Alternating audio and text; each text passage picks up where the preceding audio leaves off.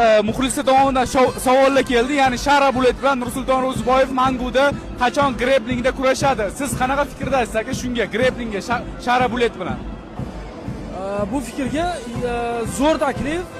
Shara Bulet nomi bor, bilasizlar. Hamma taniydi, O'zbekistonda ham hamma taniydi. Bu menga o'zimga ham qiziq. Xudo xolisa, ikkalamiz ham menejerimiz bitta odam. Bu Jasur aka agar chiqsa, shu kelishib qolsa, xudo xolisa bemalol qilsak bo'ladi, xudo xolisa. Heyterlar aytyapti, Shara Bulet Nursultondan ancha kuchli deyishyapti. Shunga heyterlarga nima deysiz? Heyterlarga nima deyman endi? Kurashda kuchli deyishyapti. Siz Amerikada UFC bayslarini otganingizni bilishmaydi menimcha. Endi agar kuchli desa, bo'ylarimiz solishtira qolmasa, pashti bir 25 ta bo'yim submission bilan tugagan. 25-30 ta bo'yim submission bilan tugagan o'zi. Shundan solishtirib olsin, bo'ldi o'zi. Boshqa ish yo'q. Rahmat aka, kattakon.